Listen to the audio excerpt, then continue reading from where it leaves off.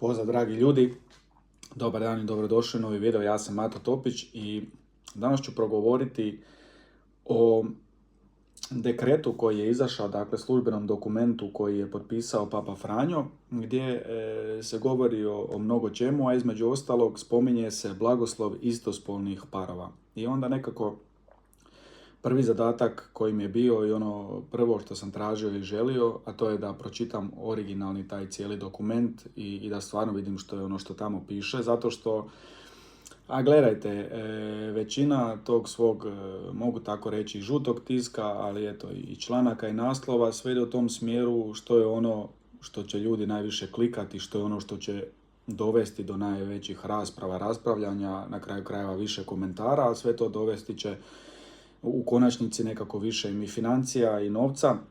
Tako da htio sam prije svega pročitati taj original prije nego donesem neki svoj sud, iako i sada više onako ću razmišljati na glas i to s vama prokomentirati.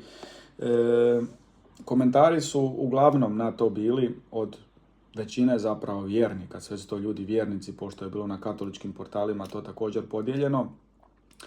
A komentari idu u smjeru, evo ga napokon, crkveni raskol.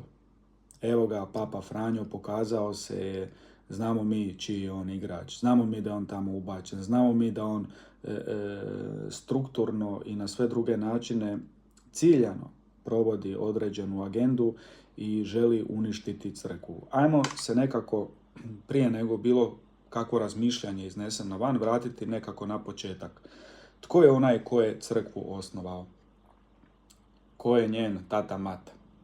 Isus. Isus je crkvu ustanovio i Isus je dao nam jedno obećanje, a to obećanje glasi da vrata paklena neće nadvladati. On sam kaže da je đavao u ovome svijetu, pod navodnicima vladar, ali zaista ima jako veliku vlast, ali ne konačnu.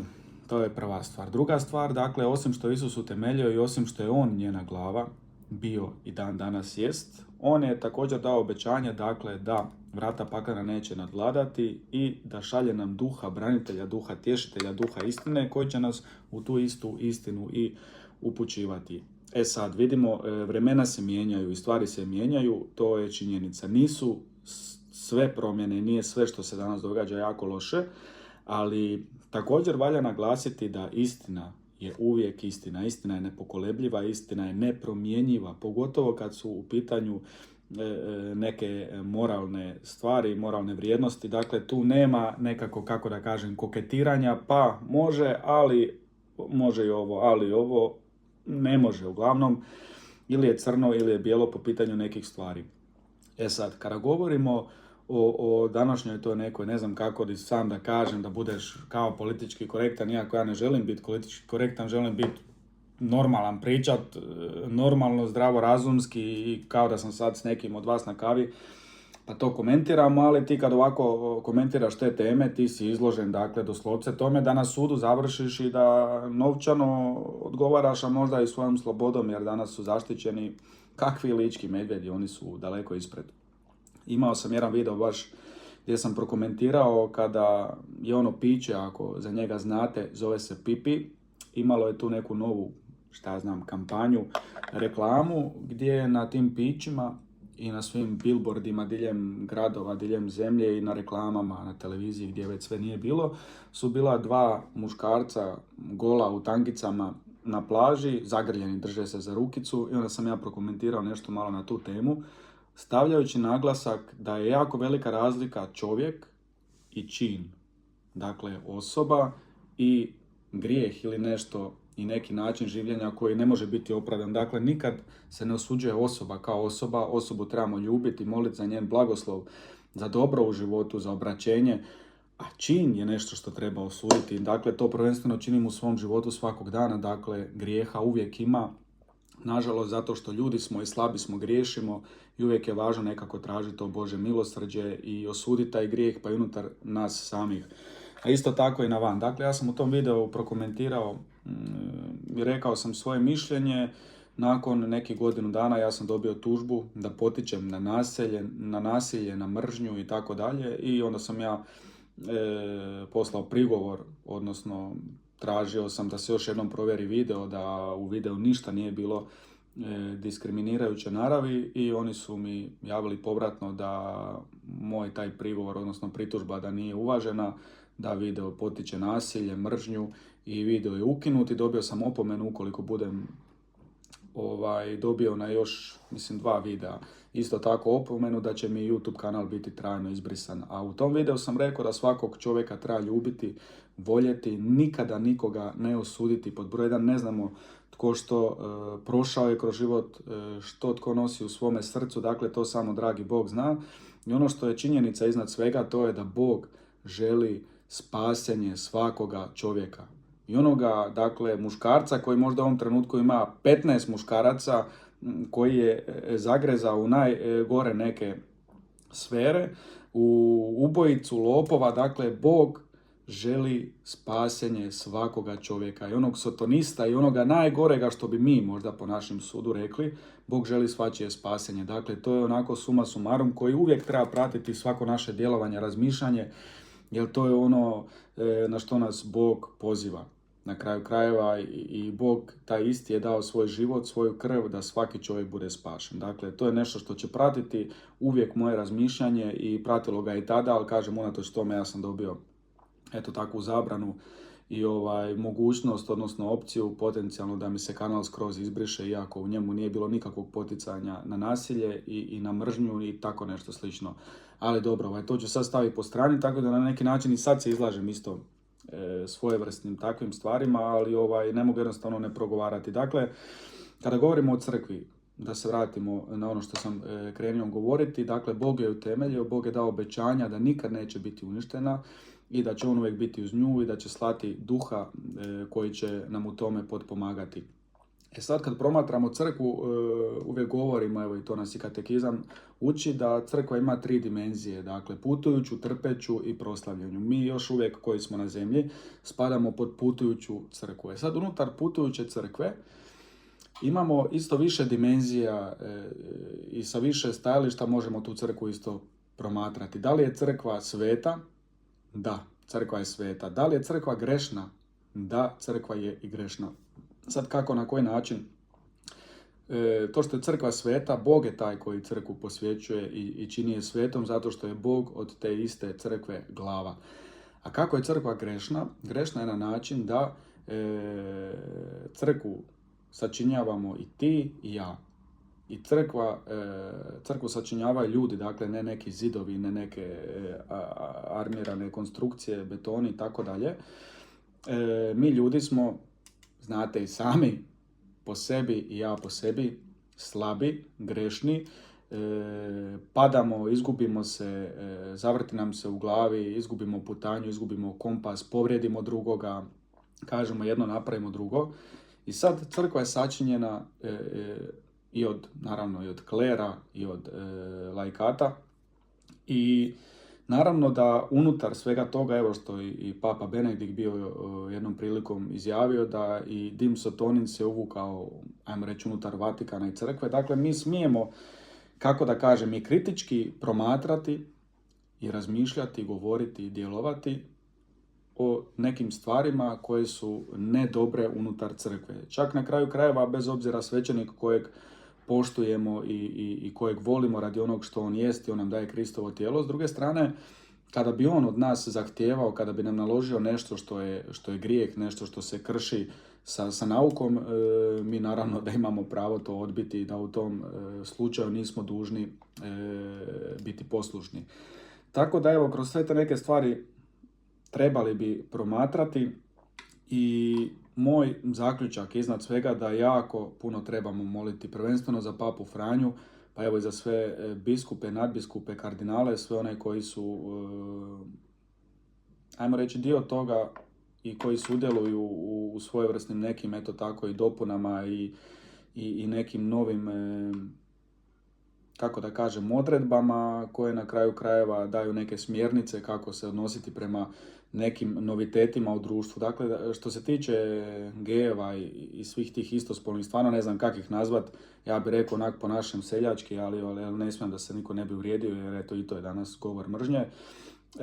Problem je što sve više uzima maha i činjenica je da unutar klerikata sve više što onih slučaja što izađe na van, što onih prekrivenih slučaja gdje stvarno svećenik je gej.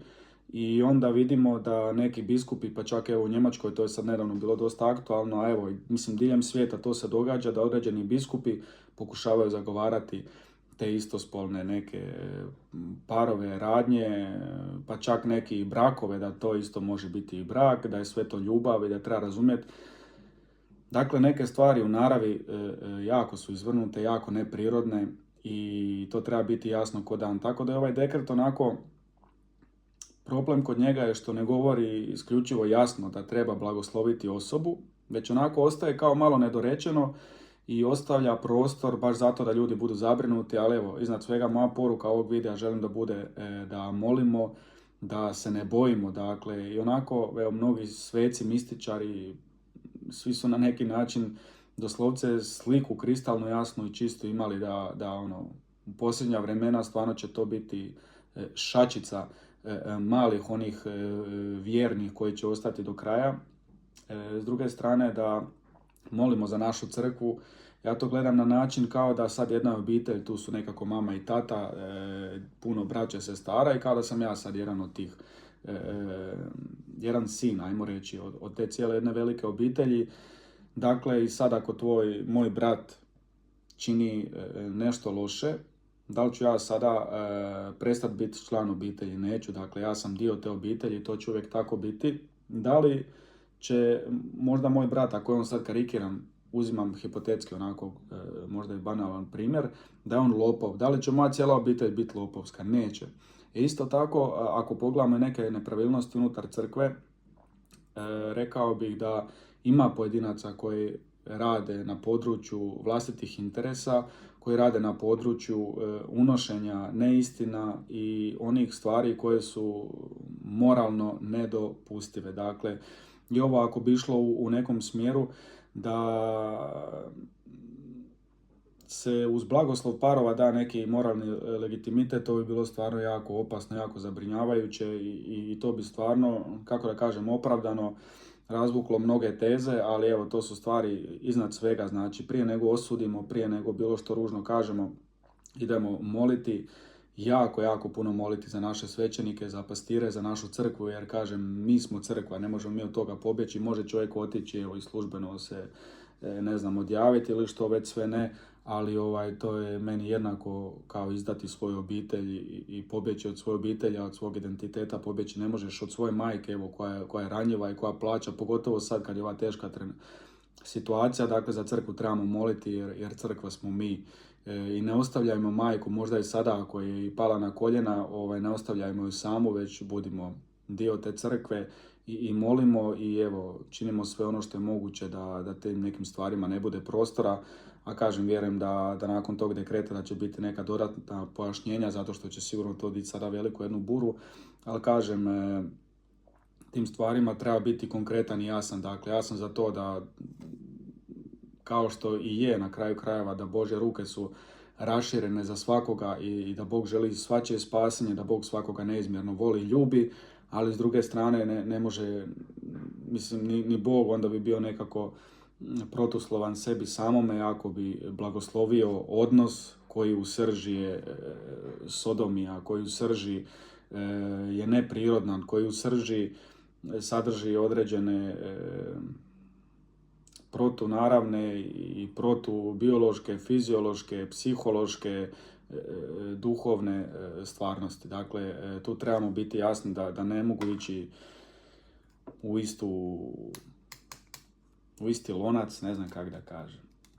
Ne znam, jasan sam bio, ne znam više koje ispucati sve metaforike i neke slike kako bi to dočarao. Mislim da su stvari jako jasne, ali eto, video je u smjeru, bez obzira što te stvari jesu potencijalno zabrinjavajuće, da ih treba truditi se prije svega dobro proučiti, pa onda i shvatiti što je time se htjelo reći, ali s druge strane ostati nepokolebljivi kada je u pitanju ne samo moral, već evo i ona kršćanska istina, dogme i sve ono što je utemeljeno i što je nepromjenjivo. Dakle, tu nema mijenjanja, pa malo može to, ali ovo, može ono, ali nešto treće. Dakle, tu nema puno koketiranja sa raznim stvarima, pogotovo ove koje su na kraju krajeva jako kritične, jako opasne, tako da blagoslov za svakog čovjeka, blagoslov za sve ono što od Boga jest, a sve one stvari koje su u sebi kontra svega toga ne mogu ti čini biti niti blagoslovljeni, niti opravdani. Ja vjerujem da u tom smjeru taj dekret je išao, tako da nemojmo odmah sve na prvu pročitati nešto sa tamo neke naslovnice ili novinskog članka i odmah o tome staviti zaključak i odmah napadati crkvu, napadaš prijatelju sebe samoga, tako da ja i ti budimo crkva onako kako treba i molimo za sve one koji i rade na tim dokumentima i imaju i sastanke i vijeća i donose se neke promjene, da to sve bude stvarno u duhu istine, a ne nekako dvosmisleno pa da onda izaziva još veću buru i sve ostalo.